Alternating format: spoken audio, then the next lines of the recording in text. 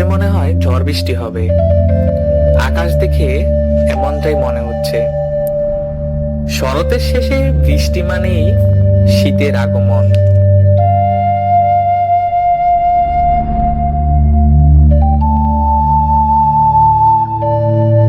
আপনাদের তো পরিচয়টাই দেওয়া হয় নাই। আমি হুতুম।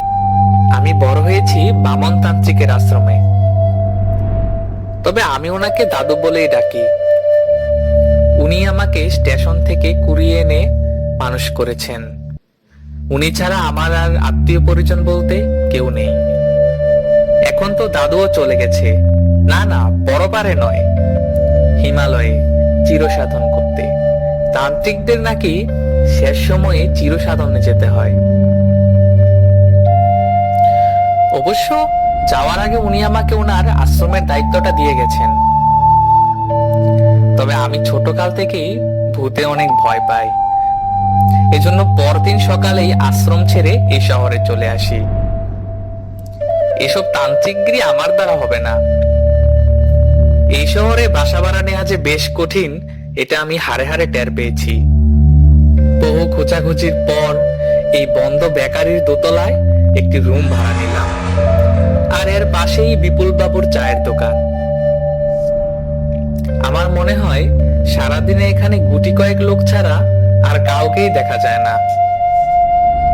এর মাঝেই কালো ফতুয়া পরা একটা মধ্যবয়সী লোক প্রবেশ করলো।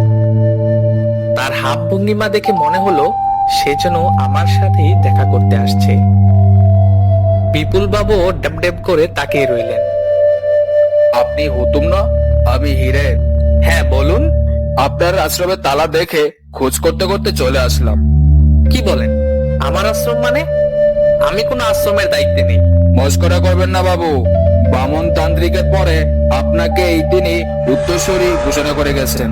মহা মুশকিলে পড়লাম তো। আমাদের গ্রামের দক্ষিণ পাশটায় একটি বিশাল গাছ আছে। এটির উপরে মাঝে মধ্যে লম্বা এক ক্ষীণদেহী মানুষ, না মানে প্রাণী দেখা যায়।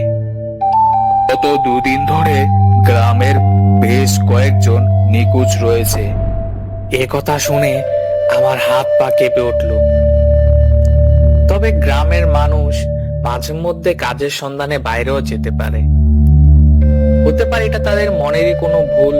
আবার গাছের উপরে মাঝে মধ্যে বাদর টাদরও তো উঠে পড়ে। যাই হোক, আমার হাতের অবস্থাও তো তেমন ভালো নয়, তাই রাজি হয়ে গেলুম। ঠিক আছে, আমি যাব। তবে আমাকে কিন্তু কম দেয়া চলবে না। ঠিক আছে বাবু, আপনি এ নিয়ে চিন্তা করবেন না। তার কথা মতো পরদিন ভোরবেলা রওনা শুরু করলাম। এখান থেকে উত্তর দিকে নাকি ঘন্টা তিনেকের পথ। তারপর যেই কথা সেই কাজ, সরু পথটা ধরে হাঁটা শুরু করলুম। সূর্যটাও পশ্চিম দিগন্তে হেলে পড়তে লাগলো, কিন্তু ওই গ্রামের কোনো দেখাই মিলছে না। দূরে কিছু বাড়িঘর দেখে বুঝে গেলুম হয়তোবা পৌঁছে গেছি। হঠাৎ হিরেন বাবুকে দেখলাম পথের ধারটায় দাঁড়িয়ে আছে। আমাকে দেখে বললেন, বাবু, এত দেরি করলেন কেন? চলুন চলুন। এই গ্রামে প্রবেশ করতেই চোখে পড়ল ঘরগুলো সবগুলো দরজা লাগানো।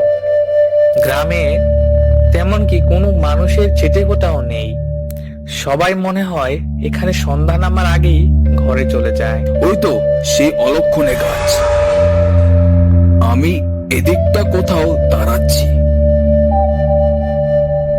এই বলে হিরেন মশাই যে কোথায় লুকিয়ে পড়লেন আর পিছনে ফিরে তাকে খুঁজে পেলাম না। আমি হিরেন, আয় আয়, গাছের নিচে আয়, আয় তো দেখি, আয়।